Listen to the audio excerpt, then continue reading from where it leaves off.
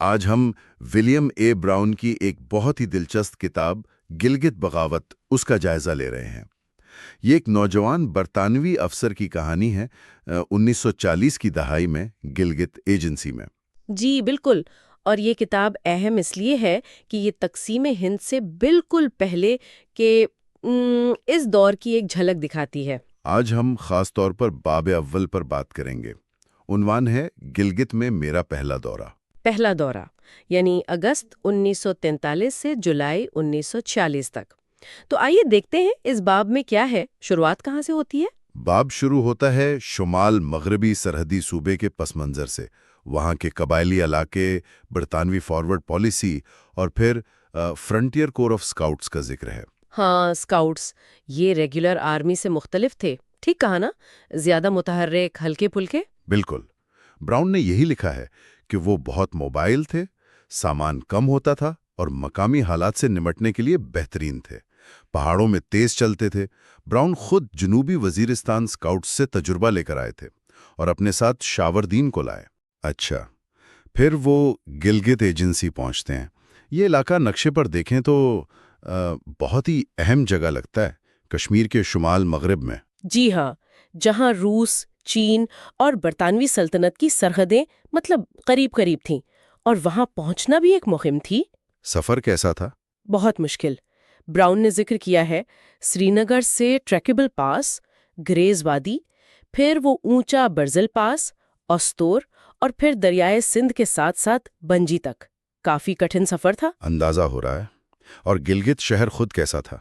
اس میں scout lines تھیں، ایک بازار تھا جہاں وہ کہتے ہیں وسطی ایشیا تک کے لوگ نظر آتے تھے، اور ایجنسی ہاؤس جو علاقے کا مرکز تھا۔ وہاں کے لوگ یقیناً کافی مختلف ہوں گے۔ ہاں، براؤن نے ذکر کیا ہے ہنزا کے لوگ، نگر کے لوگ، یاسینی، پونیالی، ان کے لباس کا بھی ذکر ہے۔ وہ اون کی ٹوپی، کوئی لمبا چوغا اور مذہبی اور لسانی طور پر بھی فرق ہوں گے۔ جی بالکل، ہنزا پونیال میں ملائی یعنی اسماعیلی، نگر میں شیعہ، چلاس میں سنی، زبانیں بھی الگ تھیں، شینا، خوار، بروشس کی۔ تو ایک کافی آپ کہہ لیں متنوع قسم کا معاشرہ تھا۔ اور کھیل، میں نے سنا ہے پولو وہاں کا خاص کھیل ہے۔ پولو، براؤن تو اسے قومی کھیل کہتے ہیں۔ بہت جوش و خروش سے کھیلا جاتا تھا، وہ بھی بغیر کسی خاص اصول کے۔ اپنی موسیقی ہوتی تھی، غلاور، اور گول کے بعد وہ بندوق سے فائر کرتے تھے، تمبک۔ اچھا، یہ تو کافی دلچسپ ہے۔ اور دوسرے کھیل؟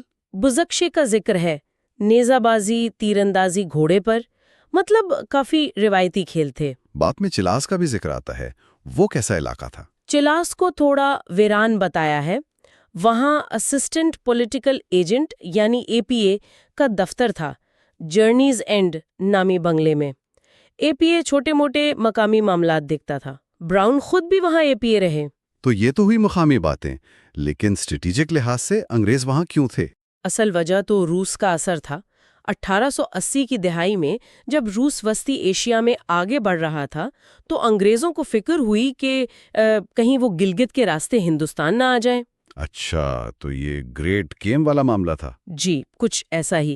اسی لیے 1889 میں کرنل ڈیورینٹ نے باقاعدہ برٹانی ایجنسی قائم کی۔ اور گلگت اسکاؤٹس اسی لیے بنائے گئے؟ بالکل، پہلے پونیال لیویز تھے، پھر 1913 میں گلگت اسکاؤٹس بنی۔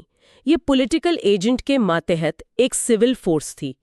علاقے پر نظر رکھنا، امن قائم رکھنا، یہ ان کا کام تھا۔ جب براؤن 1943 میں آئے تو ان کا کیا خیال تھا اسکاؤٹس کے بارے میں؟ وہ ان کی پریڈ سے تو متاثر ہوئے، اور گشت پر ان کی صلاحیت، پیدل چلنے کی ہمت، اس سے بھی۔ لیکن ان کو لگا کہ جنگی حکمت عملی یعنی ٹیکٹکس ان کو کم آتی ہیں۔ شاید ان کا رول ہی زیادہ پولیسنگ جیسا تھا۔ جی، شاید یہی وجہ تھی۔ باب کے آخر میں براؤن اپنی ذاتی زندگی کا ذکر کرتے ہیں، لگتا ہے وہ کافی گھل مل گئے تھے وہاں۔ ہاں، ایسا ہی لگتا ہے۔ وہ اپنی قیادت کے اصول بتاتے ہیں، جوانوں سے قریبی تعلق کی بات کرتے ہیں، پولو کا جنون، شکار، مچھلی پکڑنا، پھر چلاس میں اے پی اے کے طور پر کام، ایک مجرم کو پکڑنے کا واقعہ بھی سناتے ہیں۔ کرنل بیکن کا بھی ذکر ہے؟ جی، ان کے کمانڈنگ آفیسر، ان سے تعلقات اچھے تھے۔ مطلب ایک پوری تصویر ملتی ہے ان کی زندگی کی۔ تو خلاصہ یہ کہ پہلا باب ہمیں گلگت کی دنیا، وہاں کے لوگ، اسکاؤٹس اور براؤن کے ابتدائی تجربات سے ملواتا ہے۔ جی، اور سب سے اہم میرے خیال میں وہ آخری جملہ ہے جہاں براؤن کو احساس ہوتا ہے کہ وہ اس علاقے میں واپس ضرور آئے گا۔ یہ ایک طرح سے پیشگوئی لگتی ہے۔ ہاں، جیسے انہیں اندازہ ہو کہ ان کا کردار ابھی باقی ہے۔ یہ واقعی سوچنے کی بات ہے کہ یہ تجربات بعد میں بغاوت کے وقت کیسے کام آئے ہوں گے۔ بالکل، یہ بنیاد تھی ان واقعات کی جو آگے آنے والے تھے۔ بہت خوب، اس تفصیلی گفتگو کا شکریہ۔ آئندہ ملاقات تک سامعین ان نکات پر ضرور سوچیے گا۔ جون 1947 شمالی علاقہ جات۔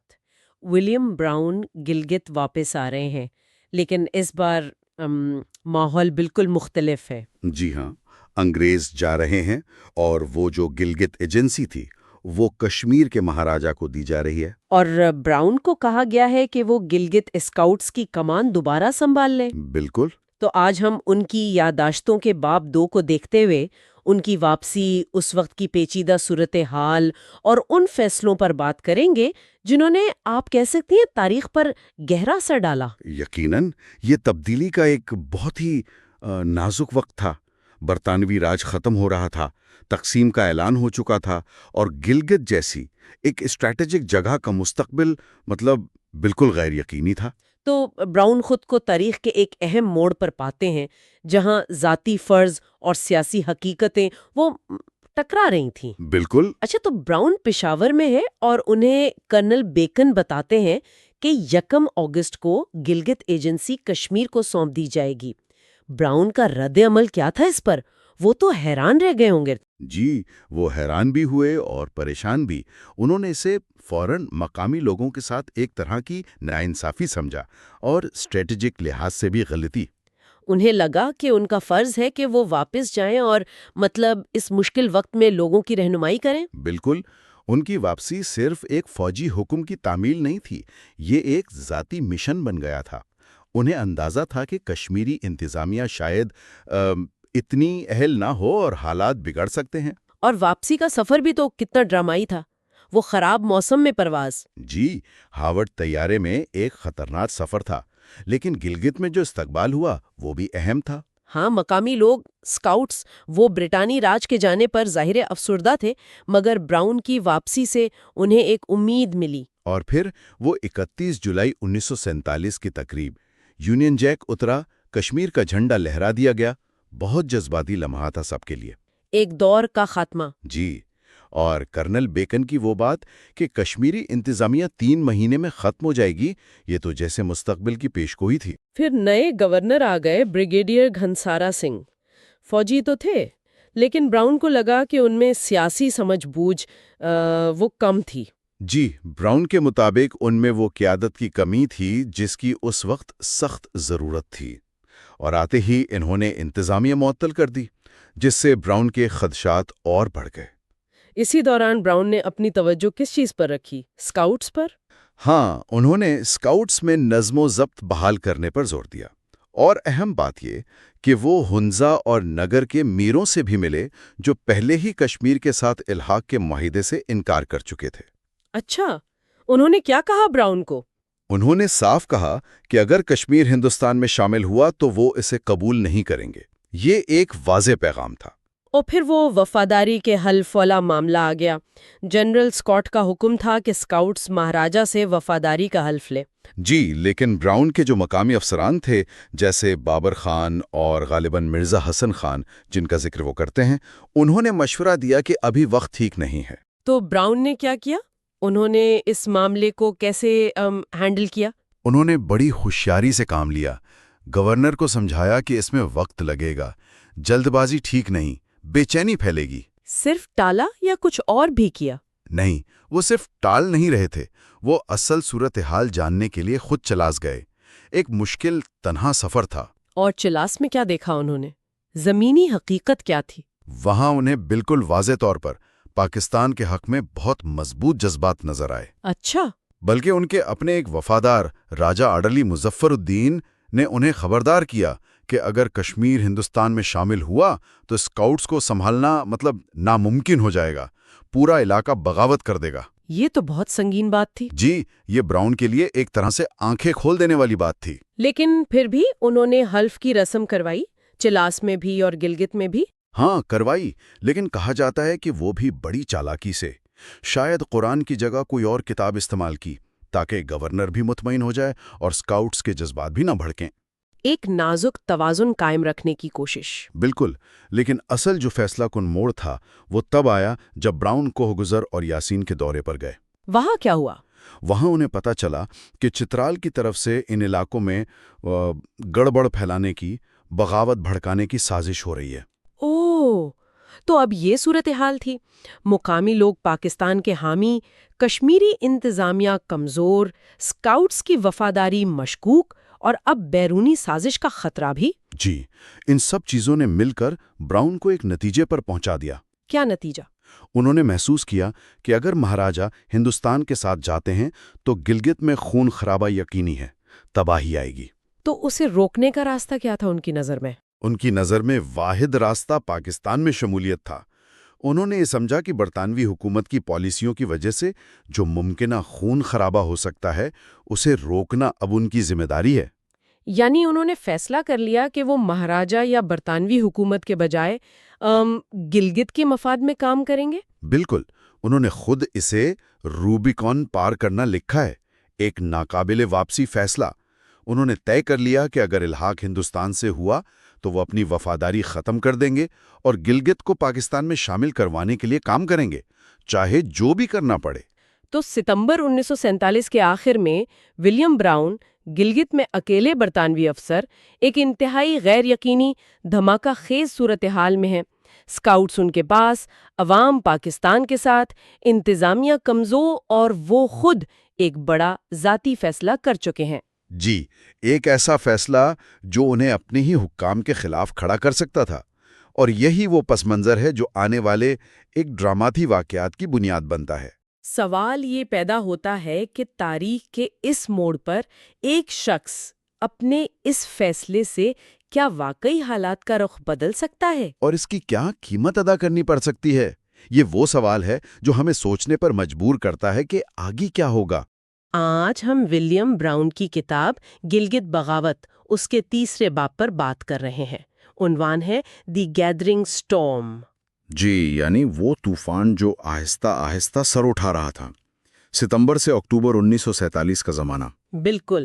تو اس جائزے کا مقصد ہے کہ ہم براؤن کے اپنے الفاظ میں دیکھیں اس کے مشاہدات کیا تھے، اس نے کیا محسوس کیا اس اہم دور میں۔ صحیح۔ یہ باب تو پوری طرح براؤن کی اپنی کہانی ہے، وہ کیسے دیکھ رہا تھا حالات کو۔ تو شروعات ہوتی ہے کیپٹن میتھسن کی آمد سے۔ یہ براؤن کا دوست تھا، ہے نا؟ جی، دوست بھی، اور اب اسسٹنٹ کمانڈنٹ بن کر آیا تھا۔ براؤن نے استقبال تو بڑا کیا، مطلب چھپا کر بیگ پائپ بینڈ بھی بجوایا، لیکن ساتھ ہی فوراً یہ بھی کہہ دیا کہ بھائی عوامی طور پر سیاست سے بالکل دور رہنا ہے۔ اچھا، یعنی آتے ہی پہلی ہدایت ماحول میں تناؤ تو تھا، پھر گورنر گھنسارا سنگھ کے ساتھ لنچ کا ذکر ہے۔ ہاں، وہ لنچ۔ براؤن لکھتا ہے کہ بظاہر تو گرمجوشی تھی، لیکن اندر سے فضا کافی کشیدہ تھی، خاص طور پر پاکستان کے ذکر پر۔ بالکل۔ جیسے ہی پاکستان کا نام آیا، گورنر کو غصہ آ گیا اور صاف کہہ دیا کہ کشمیر میں اس موضوع پر کوئی بات نہیں ہوگی۔ براؤن نے تو گورنر اور اس کے عملے کو گو اور گینگ کا نام بھی دے دیا۔ اندازہ ہو جاتا ہے کہ کیا تعلقات تھے۔ پھر اسی ماحول میں براؤن نے میتھسن کو بریفنگ دی۔ جی، کوئی 3 گھنٹے لمبی بریفنگ، گلگت ایجنسی کی پوری کہانی، سیاست، فوجی معاملات، قبائلی ڈھانچہ، سب کچھ۔ اور مشورہ کیا دیا؟ مشورہ بڑا سیدھا سا تھا، کامن سینس استعمال کرو اور چیزوں کو صحیح تناسب میں دیکھو۔ اسی میں وہ وائرلیس والی بات بھی دلچسپ ہے۔ ہاں، وہ بڑا مسئلہ تھا۔ اسکاؤٹس کے جو سیٹ تھے وہ تو ناقابل اعتبار تھے، چلتے نہیں تھے ٹھیک سے۔ تو رابطہ کیسے ہوتا تھا؟ ایک سول سیٹ تھا، وہ بہت طاقتور تھا، مگر اسے چلانے والا صرف ایک ہی آدمی تھا، لمبو والا، ایک پارسی آپریٹر۔ تو وہ بندہ بڑا اہم ہو گیا تھا۔ سری نگر سے رابطہ مشکل سے ہوتا تھا، پشاور سے تو منع ہی تھا۔ تو ٹیم بن گئی براؤن اور میتھسن کی، پولو کھیلنا، مقامی افسروں سے ملنا جلنا۔ جی، اسی دوران براؤن نے نوٹ کیا کہ ایک آفیسر سعید نامی کچھ زیادہ ہی پاکستان نواز لگتا ہے، مگر براؤن کو یقین نہیں تھا کہ یہ اصلی ہے یا صرف دکھاوا کر رہا ہے۔ اور پھر وہ رات والی گفتگو، انقلابی معاہدہ۔ ہاں، وہ ایک اہم موڑ تھا۔ براؤن اور میتھیسن رات کو بیٹھے اور اس نتیجے پر پہنچے کہ اگر کشمیر ہندوستان کے ساتھ چلا گیا تو گلگت میں گڑبڑ ہوگی۔ بالکل یقینی ہے۔ تو براؤن کے مطابق اب غیر جانبدار رہنے کا تو سوال ہی نہیں تھا۔ انہوں نے فیصلہ کیا کہ وہ مقامی لوگوں کے جذبات کے ساتھ جائیں گے، یعنی پاکستان نواز تحریک کی حمایت کریں گے۔ اور پلان یہ بنا کہ حکمت عملی چلاس جاتے ہوئے راستے میں طے کریں گے۔ جی۔ دوسری طرف گورنر صاحب کے اپنے منصوبے تھے۔ وہ چاہتے تھے کہ چھٹی کشمیر انفینٹری یعنی مہاراجہ کی فوج گلگت آ جائے۔ براؤن کو یہ ٹھیک نہیں لگا۔ نہیں، اسے شک تھا گورنر پر۔ وہ نہیں چاہتا تھا کہ یہ فوج اسکاؤٹس کی بیرکوں کے آس پاس ہو۔ گورنر کا ایک اور آئیڈیا تھا، کوئی جاپانی اسٹنٹ کا، جو براؤن کو بالکل ہی غیر حقیقی لگا۔ لیکن گورنر نے انجانے میں کچھ ایسا کیا جو براؤن کے کام آیا۔ ہاں، ایسا ہوا۔ گورنر نے اہم چوکیوں سے جیسے جگلوٹ پل وغیرہ سے پولیس ہٹا کر اپنی کشمیر انفینٹری تعینات کر دی۔ براؤن سمجھتا تھا کہ یہ گورنر اپنی حفاظت کے لیے کر رہا ہے، مگر یہ آگے چل کر اہم ثابت ہوا۔ پھر وہ چلاس کے لیے نکلے۔ سفر کیسا تھا؟ براؤن نے کافی تفصیل لکھی ہے، مشکل راستے، پہاڑ، کینیجٹ پاس اور وہاں کی مقامی زندگی کی جھلکیاں بھی۔ چلاس پہنچے تو استقبال بڑا پرجوش ہوا۔ لوگ کیا کہہ رہے تھے؟ نعرے لگ رہے تھے، انگریز واپس آ گئے ہیں۔ مطلب لوگوں میں بھی الجھن تھی کہ ہو کیا رہا ہے۔ یونین جیک بھی لہرا رہا تھا، کشمیر کا جھنڈا بھی۔ چلاس میں کیا صورتحال تھی؟ وہاں ہندو آبادی کچھ گھبرائی ہوئی تھی، کچھ سکاؤٹس نے شرارتیں بھی کی، فرضی فائرنگ وغیرہ کی۔ براؤن کہتا ہے کہ اس نے حالات کو سنبھالا تاکہ کوئی مذہبی فساد نہ ہو۔ اور وہ مقامی انصاف کا مظاہرہ؟ ہاں، اس نے میتھیسن کو دکھایا ہے کہ وہاں چھوٹے موٹے جھگڑے کیسے فوراً نمٹائے جاتے ہیں۔ ایک بکری کا کیس، ایک جھوٹا ریپ کا الزام، مطلب مقامی طریقے دکھائیں۔ اور یہیں پر آپریشن دتا خیل کی منصوبہ بندی ہوئی۔ یہ کیا تھا اصل میں؟ یہ ان کا خفیہ پلان تھا، براؤن اور میتھیسن کا، کہ اگر کشمیر ہندوستان سے الحاق کرتا ہے تو گلگت میں بغاوت کرنی ہے، کم سے کم خون خرابے کے ساتھ، اور پاکستان سے الحاق کا اعلان کرنا ہے۔ اس میں کیا کیا شامل تھا؟ گورنر کو گرفتار کرنا، کمیونیکیشن لائنز کاٹ دینا، انتظامیہ خود سنبھال لینا، پشاور کو سگنل بھیجنا۔ سب سے بڑا چیلنج؟ مہاراجہ کی فوج، چھٹی کشمیر انفنٹری، ان سے کیسے نپٹنا ہے۔ پلان یہ تھا کہ مسلمان فوجیوں کی وفاداری پر انحصار کیا جائے یا پھر اسکاؤٹ سے حملہ کروایا جائے۔ واپسی پر براؤن نے بنجی میں فوج کا جائزہ لیا۔ جی، وہاں چھٹی کشمیر انفنٹری تعینات تھی۔ کرنل مجید سے ملا، جو بقول براؤن بس ریٹائرمنٹ کا سوچ رہا تھا۔ اور کیپٹن مرزا حسن؟ ہاں، وہ ایک مقامی گلگتی مسلمان آفیسر تھا، بڑا پرعزم۔ براؤن نے نوٹ کیا کہ بٹالین میں سکھ اور ڈوگرا فوجی مضبوط پوزیشن میں ہیں، مسلمان نسبتاً کمزور۔ کوارٹر گارڈ اور میگزین کی جگہ بھی نوٹ کی۔ اکتوبر آ گیا، گلگت میں حالات مزید کشیدہ۔ بالکل۔ لیکن براؤن لکھتا ہے کہ قسمت نے ساتھ دیا۔ گورنر نے خود ہی محمد خان کو، جس پر براؤن کو شک تھا، بھنجی بھیجنے کو کہا۔ اچھا۔ اور پھر ایک جھوٹی رپورٹ پر نگر پلیٹون کو یاسین بھیجنے پر بھی راضی ہو گیا۔ یہ دونوں چیزیں دتا خیل پلان کے لیے بہترین تھیں۔ لیکن رابطہ نہیں گیا، خبریں نہیں مل رہی تھیں۔ ہاں، ریڈیو خراب تھا، خبروں پر گورنر کا کنٹرول تھا، بس افواہیں تھیں، کشمیر کا الحاق ہو سکتا ہے، کچھ برطانوی افسروں کو ہٹا دیا گیا ہے۔ گلگت میں بظاہر سکون تھا، مگر دیواروں پر پاکستان زندہ باد لکھا جانے لگا تھا۔ پھر کیا ہوا؟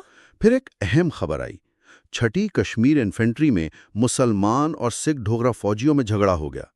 سری نگر سے کیپٹن حسن کی گرفتاری کا آرڈر آیا۔ مگر اسے گرفتار نہیں کیا؟ نہیں، گورنر اور کرنل مجید نے معاملے کو دبا دیا۔ اسی وقت چلاس سے خبر آئی کہ نگر پلٹون نے استعفے کی دھمکی دے دی ہے۔ براؤن کو اندازہ ہو گیا کہ بغاوت اب کسی بھی وقت ہو سکتی ہے۔ براؤن نے پھر سعید کو بھی وہاں سے ہٹایا؟ جی، ایک بہانے سے اسے علاقے سے باہر بھیج دیا۔ گورنر اب بھی صورتحال کو سنجیدہ نہیں لے رہا تھا۔ براؤن نے کسی طرح لمبھووالا کی مدد سے اپنا ریڈیو ٹھیک کروا لیا۔ اور پھر وہ تاریخیں آ گئیں، 25-26 اکتوبر؟ جی، خبریں آ گئیں، ہندوستانی فوج کشمیر میں، اور پھر کشمیر کا ہندوستان سے الحاق، ساتھ ہی قبائلی لشکر بھی کشمیر میں داخل ہو گئے۔ براؤن نے کیا محسوس کیا؟ اس نے لکھا کہ اب صورتحال بہت سنگین ہے، خانہ جنگی کا خطرہ ہے۔ گلگت بازار میں ہلچل مچ گئی۔ سکاؤٹس بظاہر پرسکون تھے، مگر اندر سے پرجوش۔ 28 اکتوبر کو خطرہ اور بڑھ گیا۔ ہاں، اطلاعات آئیں کہ چترال اور سوات کی فوجیں سرحدوں پر جمع ہو رہی ہیں۔ گلگت پر حملے کا خطرہ۔ میتھیسن نے چلاس سے کوڈڈ پیغام بھیجا کہ حالات بہت خراب ہیں۔ گورنر کا کیا رد عمل تھا؟ وہ اب بھی لاپرواہ تھا۔ براؤن نے اسے پھر سمجھانے کی کوشش کی، ناکام رہا۔ تو 30 اکتوبر کو براؤن نے آخری کوشش کی۔ بالکل، اس نے گورنر کو 2 آپشن دیے، یا تو ریفرینڈم کروا کر پاکستان کے حق میں اعلان کریں، یا آپ اور آپ کی فوج یہاں سے چلے جائیں، میں چارج سنبھالتا ہوں۔ گورنر مان گیا؟ پہلے تو ریفرینڈم پر مان گیا، مگر پھر ٹال مٹول کرنے لگا۔ کہنے لگا میر آف ہنزا تو کشمیر سے خوش ہے، میر آف نگر سے رابطہ نہیں۔ براؤن کو پتہ چل گیا کہ وہ جھوٹ بول رہا ہے؟ جی، اس نے فون لائن ٹیپ کروائی تھی۔ پتہ چلا میر آف ہنزا پاکستان نواز ہے اور گورنر نے اسے بات ہی نہیں کی۔ یہ بھی پتہ چلا کہ سکھ لائن مین اس کی جاسوسی کر رہے ہیں۔ اب بغاوت یعنی دتہ خیل ناگزیر تھی۔ میتھیسن کا پھر پیغام آیا؟ ہاں، کہ اب چلاس میں زیادہ دیر نہیں رک سکتا۔ براؤن نے جواب دیا، دتہ خیل بہت قریب ہے، سکاؤٹس کو روکو، گڈ لک۔ اور پھر 21 اکتوبر آخری دن، ماحول انتہائی کشیدہ۔ براؤن نے گورنر سے آخری بار مل کر کہا کہ اب میں ذمہ دار نہیں، ضرورت پڑی تو چارج سنبھال لوں گا۔ گورنر نے اسے برطرف کر دیا۔ اسی وقت وہ چترال والا ٹیلی گرام۔ جی، لمبو والا، وہ ٹیلی گرام لایا جو مہتر چترال نے مہاراجہ کو بھیجا تھا۔ تعلقات توڑنے اور ہندوستان سے الحاق مسترد کرنے کا اعلان، یعنی حملے کا اشارہ۔ اور کیا اطلاعات تھی؟ اطلاعات تھیں کہ مولوی جہاد کا کہہ رہے ہیں، دیہاتی مسلح ہو رہے ہیں، ہندو سکھ بھی مسلح ہو رہے ہیں۔ 6ٹی کشمیر انفینٹری کا ایک حصہ گلگت کی طرف آ رہا ہے۔ براؤن کے بنگلے کے گرد سکھ نظر آنے لگے۔ تو براؤن نے کیا کیا؟ اسی رات وہ اور اس کا وفادار آفیسر حیدر چاندنی میں چھپتے چھپاتے سکاؤٹ لائنز کی طرف بھاگے۔ باب ختم ہوتا ہے براؤن کے الفاظ پر، سو فار سو گڈ، یعنی اب تک تو ٹھیک ہے۔ تو خلاصہ یہ کہ سپٹمبر اور اکتوبر 1947 کے یہ 2 مہینے براؤن کی نظر سے گلگت میں شدید کشیدگی کے تھے۔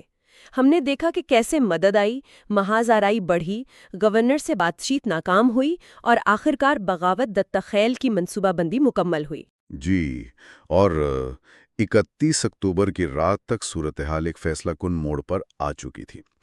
براؤن اپنے فیصلوں کو حالات کا اور خاص طور پر گورنر کی بے عملی کا لازمی نتیجہ بتاتا ہے۔ یہ باب پڑھ کر ایک سوال ذہن میں آتا ہے۔ براؤن خود بھی اس طرف اشارہ کرتا ہے کہ کیا اس پیچیدہ صورتحال میں، جہاں اتنے سارے عوامل تھے، مقامی خواہشات، بیرونی طاقتوں کا دباؤ، کشمیر کا بڑا مسئلہ، کیا کوئی اور راستہ ممکن تھا؟ ہاں، یہ سوچنے کی بات ہے کہ کیا مختلف فیصلوں سے یا کرداروں کے مختلف اقدامات سے وہ خون ریزی ٹل سکتی تھی جو بعد میں ہوئی۔ آج ہم ولیم براؤن کی کتاب کے باب 4 دی کوپ ڈی ایٹا یعنی تختہ الٹنے کی کاروائی، اس پر بات کر رہے ہیں۔ جی، یہ اکتوبر نومبر 1947 کے وہ اہم ہفتے ہیں جب گلگت میں ڈوگرا راج ختم ہوا۔ اور ہمارے پاس خود میجر براؤن کی لکھی ہوئی تفصیلات ہیں جو ان سارے واقعات کے یوں کہیں کہ مرکز میں تھے۔ بالکل، اور یہ باب اہم اس لیے ہے کہ یہ بغاوت کیسے شروع ہوئی، کیا فیصلے ہوئے، کیا تناؤ تھا، یہ سب براؤن اور مقامی سکاؤٹ افسران کے زاویے سے بتاتا ہے۔ تو باب شروع ہوتا ہے ایک میٹنگ سے۔ براؤن مقامی افسران سے ملتا ہے جو کافی پریشان ہیں۔ جی، خاص طور پر صوبیدار میجر بابر خان۔ اوکے۔ وہ کہتے ہیں میری جان کو خطرہ ہے اور پاکستان کے لیے انقلاب کرنا ہے۔ اچھا، اور براؤن کا رد عمل کیا تھا اس پر؟ مصنف کے مطابق براؤن نے فوراً قیادت سنبھال لی۔ وہ واضح کرتا ہے کہ وہ پاکستان کے حامی ہے اور تیزی سے حکم دیتا ہے۔ کیا حکم؟ جیسے قرآن پر وفاداری کا حلف لو، پلاٹون کو دوبارہ ترتیب دو، کمیونیکیشن کنٹرول کرو اور سب سے اہم گورنر گھنسارا سنگھ کو گرفتار کرو۔ لیکن گورنر کی گرفتاری کا کام وہ بابر خان کو سونپتا ہے، یہ تھوڑا عجیب نہیں؟ ہاں، براؤن خود لکھتا ہے کہ اسے بابر پر شاید پورا بھروسہ نہیں تھا اور اس کی اپنی ترجیح تھی میگزین یعنی اسلحہ خانے کی حفاظت۔ اچھا، تو یہ ایک طرح کی مجبوری کا فیصلہ تھا؟ شاید۔ تو منصوبہ شروع ہوا، حلف برداری کی تقریب ہوئی جسے براؤن نے بڑا پر اسرار سا بھوت پریت جیسا منظر لکھا ہے۔ اور ابتدائی کارروائیاں کیسی رہیں؟ پوسٹ آفس، پل، ان پر تو قبضہ ہو گیا، لیکن پھر گورنر ہاؤس سے گڑبڑ شروع ہو گئی، فائرنگ۔ یعنی گورنر گھنسارا سنگھ نے مزاحمت کی؟ جی بالکل، اپنے چند وفادار سپاہیوں کے ساتھ ڈٹ گئے، شدید فائرنگ ہوئی، ایک سکاؤٹ شہید، براؤن کا ایک اردی زخمی۔ ماحول بہت کشیدہ ہو گیا، باہر ہجوم جمع ہو گیا، نعرے لگ رہے تھے، پاکستان زندہ باد، مارو مارو۔ اس صورتحال میں براؤن نے کیا کیا؟ اس نے مداخلت کی، مشین گن فائر رکوایا، اور حیرانی کی بات یہ کہ بابر خان نے ہجوم کو منتشر بھی کر دیا۔ لیکن گورنر نے اتنی مزاحمت کیوں کی اچانک؟ اس سے گورنر پہلے ہی چوکنا ہو گیا تھا، اس نے لڑنے کا فیصلہ کیا۔ اور اسکاؤٹس نے جوابی فائرنگ نہیں کی؟ نہیں، براؤن کا حکم تھا کہ فائرنگ نہ کریں۔ براؤن نے گھر جلانے کی تجویز بھی رد کر دی، کہا صبح تک ہتھیار ڈال دے گا۔ ٹھیک، مگر اسی دوران ایک اور خبر آتی ہے بھوپ سنگھ پاڑی سے۔ جی، ایک پیچیدگی اور بڑھ گئی۔ خبر آئی کہ کشمیر انفینٹری کا ایک دستہ آ رہا ہے، کرنل مجید کی قیادت میں، اگرچہ سپاہی مسلمان تھے۔ تو براؤن نے کیا کیا؟ فوراً حکم دیا کہ مجید کو گرفتار کرو، اور ساتھ ہی کرنل مرزا حسن خان کو بلوایا۔ یہ ایک اہم موڑ لگتا ہے۔ بالکل، یہاں سے فوجی چالوں کے ساتھ ساتھ سیاسی چالیں بھی شروع ہو گئیں۔ براؤن پولو گراؤنڈ پر غازیوں سے ملا۔ یہ غازی کون تھے؟ مقامی رضاکار، شاہ رئیس خان کا ان پر اثر تھا۔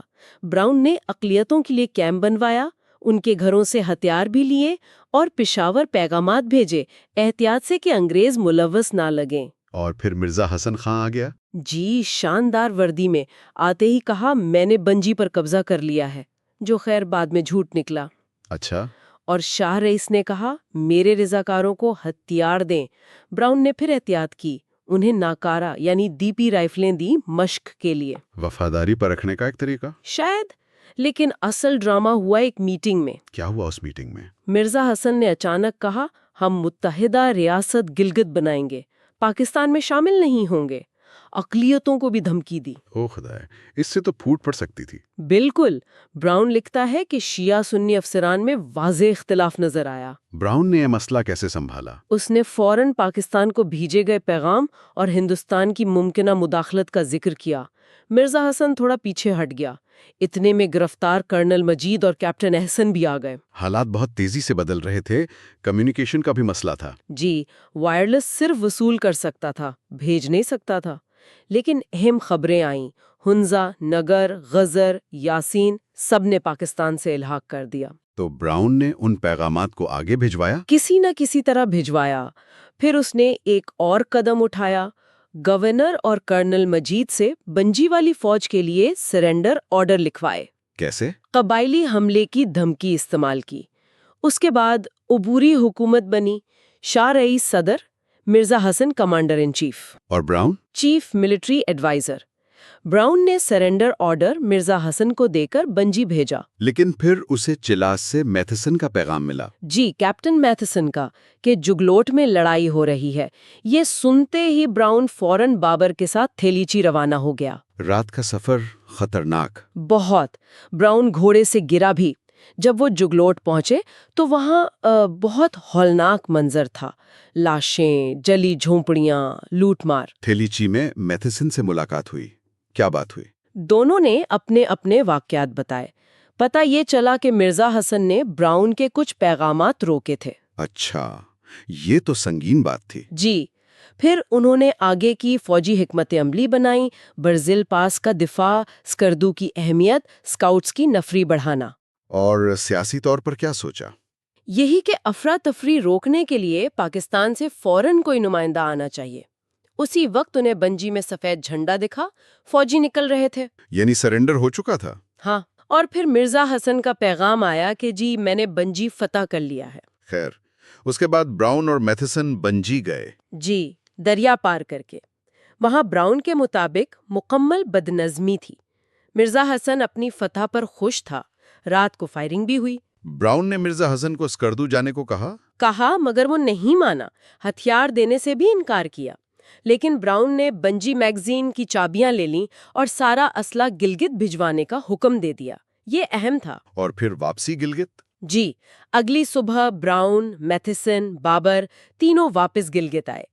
راستے میں کچھ بھاگے ہوئے اسکاؤٹس کو پکڑا، گلگت میں استقبال ہوا۔ تو اس باب کا خلاصہ براؤن کے نقطہ نظر سے کیا ہے؟ ایک تیز رفتار بغاوت، جی، وفاداریوں کا ایک پیچیدہ کھیل، کوئی پاکستان کے ساتھ، کوئی آزاد ریاست چاہتا تھا، کسی کے ذاتی عزائم تھے۔ براؤن کی قیادت نظر آتی ہے، فیصلے لینے کی صلاحیت، مواصلات کے چیلنجز بہت تھے۔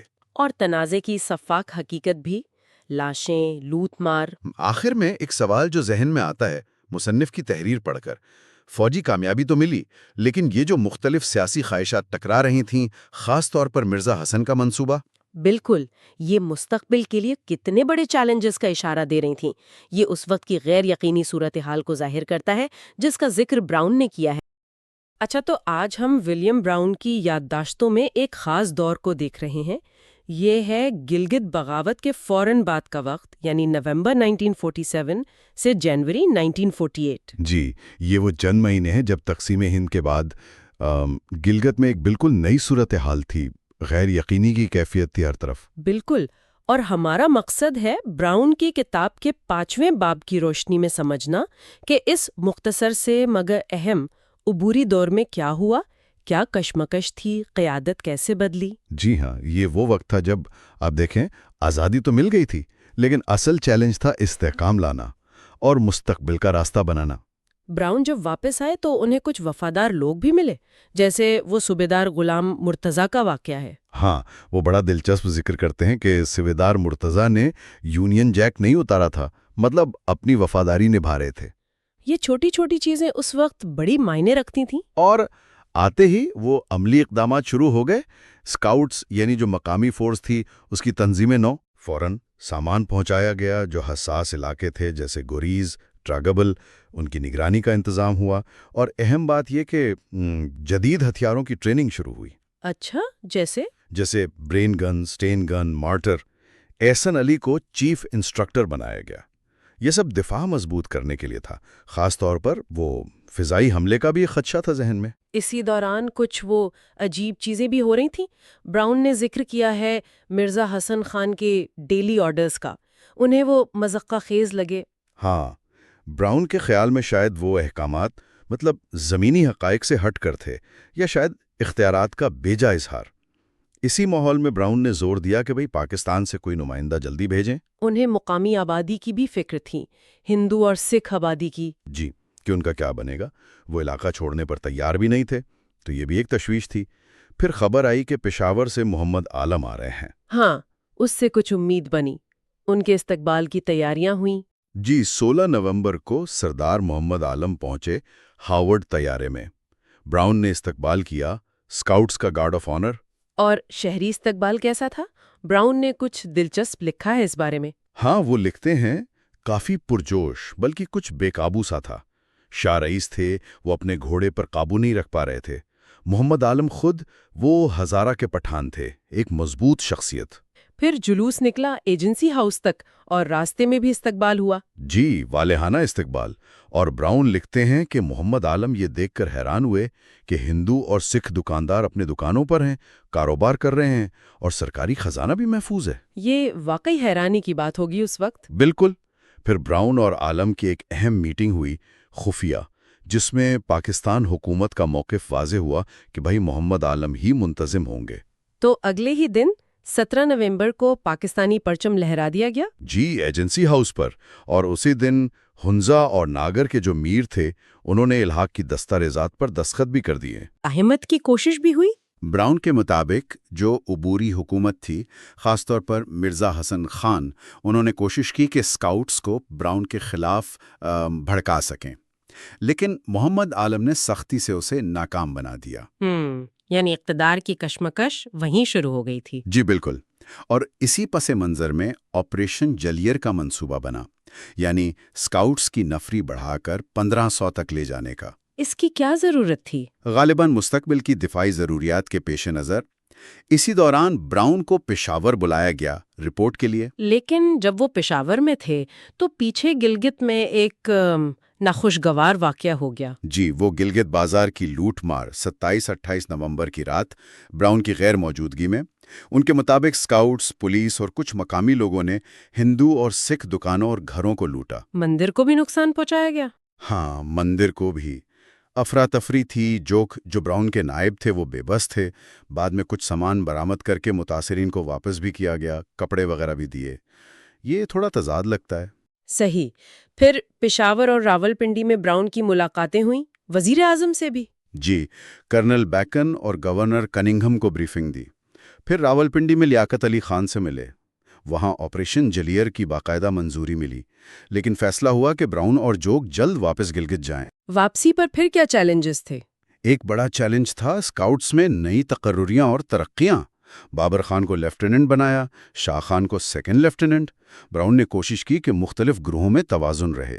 اور وہ بھرتی روکنے والا حکم؟ ہاں، وہ دلچسپ بات ہے۔ ڈائریکٹر ملٹری آپریشنز نے حکم بھیجا کہ بھرتی روک دیں، لیکن براؤن نے وہ بظاہر اس حکم کو نظر انداز کیا اور ہنزا، ناگر، پنیال وغیرہ سے بھرتی جاری رکھی۔ سینکڑوں نوجوان شامل ہوئے۔ تو آپریشن جلیل ان کے لیے بہت اہم تھا۔ لگتا تو یہی ہے، وہ اسے علاقے کے دفاع کے لیے ضروری سمجھتے تھے۔ اس کے بعد کرسمس کا ذکر ہے جو کافی دھوم دھام سے منایا گیا۔ شکار، کھانا پینا، پارٹی۔ اور پھر نئے کمانڈنٹ آ گئے؟ جی، میجر محمد اسلم خان۔ اور پھر براؤن کی روانگی کا وقت آ گیا۔ کب روانہ ہوئے وہ؟ 12 جنوری 1948 کو براؤن نے کمانڈ میجر اسلم کے حوالے کی، اور 14 جنوری کو ایک پرنم الوداعی تقریب کے بعد وہ گلگت سے پشاور روانہ ہو گئے۔ تو خلاصہ یہ ہے کہ یہ چند مہینے گلگت کے لیے ایک انتہائی نازک موڑ تھے۔ استحکام کی کوششیں، بیرونی اثر و رسوخ کا آغاز، قیادت کی تبدیلی۔ جی، اور براؤن کی یادداشتیں اس دور کی پیچیدگیاں، وفاداریاں، رقابتیں اور چیلنجز سب کچھ سامنے لاتی ہیں۔ اور یہ ہمیں ایک سوال پر چھوڑ جاتا ہے۔ ایسے وقت میں جب آپریشن جیلیئر جیسا بڑا منصوبہ شروع ہو رہا تھا، قیادت کی یہ تبدیلی اور براؤن جیسے تجربہ کار، مقامی حالات سے واقف افسر کی روانگی، اس نے خطے کے مستقبل کے استحکام پر کیا اثر ڈالا ہوگا؟ یہ ایک اہم نقطہ ہے سوچنے کے لیے۔ تو آج ہم دیکھ رہے ہیں 1947 کے اواخر میں گلگت ایجنسی کے حالات۔ ایک ایسا وقت جب تاریخ بہت تیزی سے بدل رہی تھی۔ جی، ہمارے پاس میجر W.A. براؤن، جو اس وقت گلگت اسکاؤٹس کے کمانڈنٹ تھے، ان کی کچھ ذاتی رپورٹس اور نوٹس ہیں۔ اچھا۔ ان کے ذریعے ہم سمجھنے کی کوشش کریں گے کہ اگست 1947 سے جنوری 1948 تک وہاں اصل میں ہوا کیا۔ بالکل۔ کہانی شروع ہوتی ہے یکم اگست 1947 سے، جب گلگت ایجنسی کا کنٹرول انگریزوں سے کشمیر ریاست کو ملا اور ایک ہندو گورنر بریگیڈیئر گھنسارا سنگھ تعینات ہوئے۔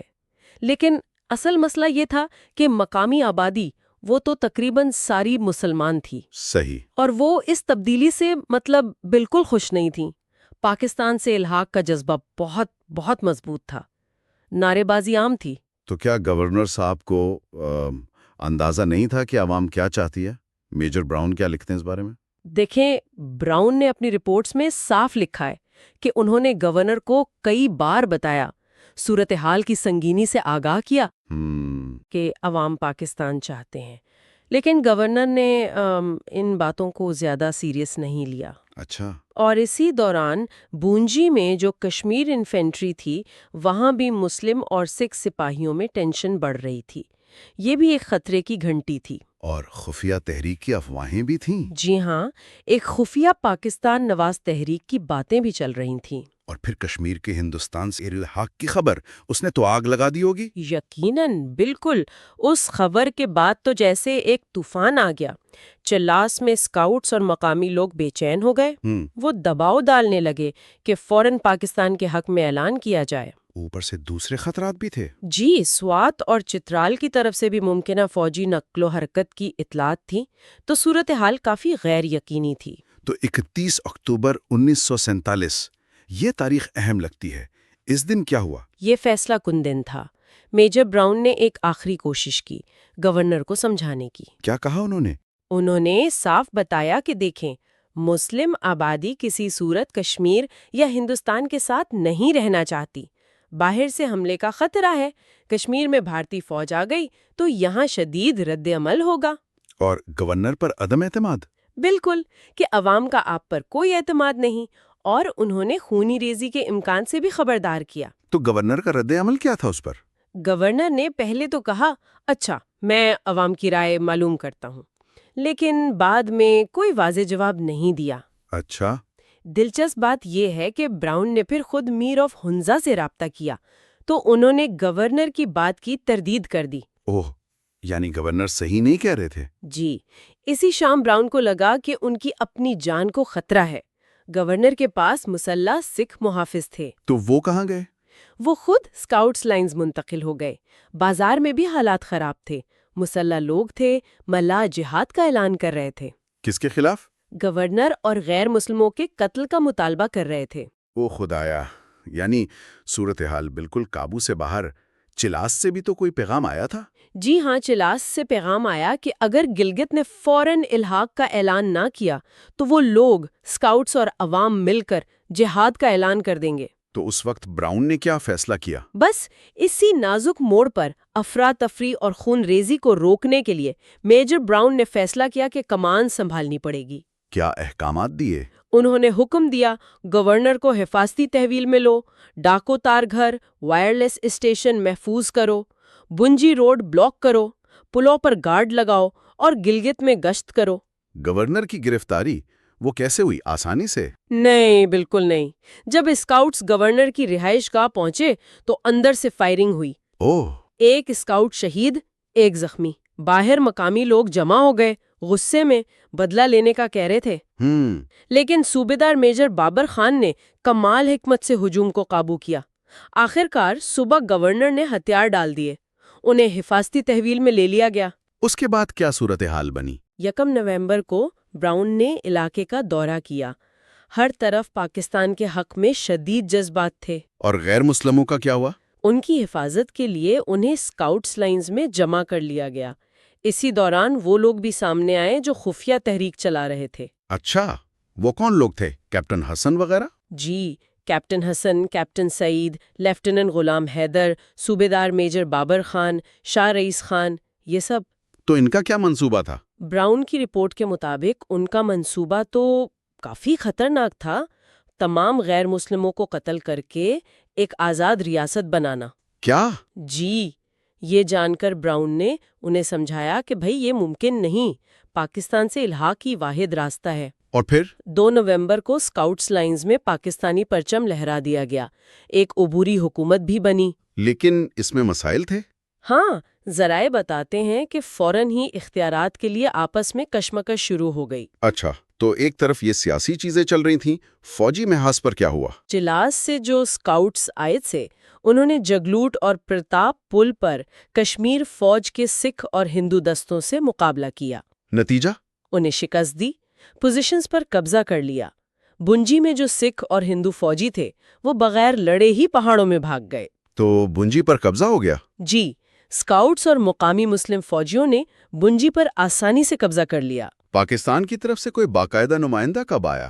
16 نومبر کو سردار محمد عالم صاحب وہ پولیٹیکل ایجنٹ بن کر گلگت پہنچے۔ ان کا بہت زبردست استقبال ہوا۔ اور اگلے دن پرچم کشائی؟ جی، 17 نومبر کو ایجنسی ہاؤس پر باقاعدہ پاکستانی پرچم لہرا دیا گیا۔ کیا ان کی آمد سے وہ عبوری حکومت والی کشمکش ختم ہوئی؟ فوراً نہیں، عبوری حکومت والے تو سردار عالم سے اختیارات مانگ رہے تھے، لیکن انہوں نے سختی سے انکار کر دیا۔ یعنی اقتدار کی منتقلی آسان نہیں تھی؟ بالکل نہیں۔ اسی دوران 28 نومبر کو گلگت بازار میں کچھ ہندو اور سکھ دکانوں میں لوٹ مار بھی ہوئی، جسے بعد میں کنٹرول کیا گیا۔ آگے کیا پیش رفت ہوئی؟ کیا حالات بہتر ہوئے؟ دسمبر میں راولپنڈی میں ایک میٹنگ ہوئی پاکستانی حکام کے ساتھ۔ کیا فیصلے ہوئے؟ فیصلے ہوئے کہ گلگت کا دفاع مضبوط کیا جائے، اسکاؤٹس کی تعداد 1500 تک بڑھائی جائے اور کشمیر فوج کے جو مسلمان سپاہی تھے ان کی ایک الگ آزاد فورس بنائی جائے۔ اور میجر براؤن نے اس پر کام شروع کیا؟ جی، انہوں نے نفری بڑھانے کا کام شروع کیا۔ لیکن وہ زیادہ عرصہ نہیں رہے وہاں، ہے نا؟ نہیں رہے۔ جنوری 1948 میں میجر براؤن اور کیپٹن میتھیوسن کی جگہ میجر اسلم، جو بعد میں کرنل پاشا کہلائے، اور کیپٹن محمد خان آ گئے۔ اور یہاں ایک اہم تبدیلی آئی؟ جی، بہت اہم۔ میجر اسلم نے آتے ہی خود کو پاکستانی حکومت کا نہیں بلکہ آزاد کشمیر حکومت کا نمائندہ ظاہر کیا۔ اچھا۔ انہوں نے اسکاؤٹس اور نئی آزاد فورس کو ضم کرنے کا کہا، پولیٹیکل ایجنٹ سے الگ اپنی کمانڈ قائم کی اور اسکردو اور بندی پور پر حملے کا منصوبہ بنایا۔ یہ تو راولپنڈی کے فیصلوں سے مختلف لگ رہا ہے۔ بالکل مختلف۔ میجر براؤن نے اپنے آخری رپورٹ میں اسی پر تشویش ظاہر کی تھی۔ کیا تشویش تھی؟ ان کے مطابق میجر اسلم کے یہ اقدام نہ صرف راولپنڈی میں طے شدہ پالیسی سے الگ تھے بلکہ پاکستان حکومت کے مجموعی حکمت عملی کے بھی خلاف تھے اور ان سے مستقبل میں پیچیدگیاں پیدا ہو سکتی تھیں۔ تو اگر ہم ان سب واقعات کا خلاصہ کریں میجر براؤن کے نوٹس کی روشنی میں، تو گلگت میں 47 کی تبدیلی اصل میں مقامی آبادی کی شدید خواہش، جی، گلگت اسکاؤٹس کا کلیدی کردار، میجر براؤن جیسے لوگوں کے بروقت مگر پیچیدہ فیصلے اور کشمیر ریاست کی کمزوری کا نتیجہ تھی۔ بالکل۔ سردار عالم کی آمد نے ایک سمت ضرور دی، لیکن وہ اندرونی اختیارات کی کشمکش اور پھر نئی فوجی قیادت کے اپنے عزائم، اس نے معاملات کو الجھا دیا۔ اور یہ ہمیں ایک بہت اہم نقطے پر چھوڑ جاتا ہے جی، کہ ابتدا میں مقصد تھا خون ریزی سے بچنا، پرامن الحاق، جیسا براؤن کے اقدامات سے لگتا ہے، صحیح۔ لیکن جیسے ہی مقامی قیادت اور پھر آزاد کشمیر کے نمائندے آئے، ان کے مقاصد اور پالیسیاں مختلف نظر آئیں۔ تو یہ سوال پیدا ہوتا ہے کہ اقتدار کی منتقلی کے دوران یہ جو متضاد مقاصد اور حکمت عملیہ سامنے آئیں، مطلب امن قائم رکھنے کی کوشش بمقابلہ جارحانہ فوجی کارروائی، ان کا اس نازک خطے کے مستقبل پر کیا اثر پڑا ہوگا، یہ وہ سوال ہے جو یہ ذرائع پڑھ کر ذہن میں آتا ہے۔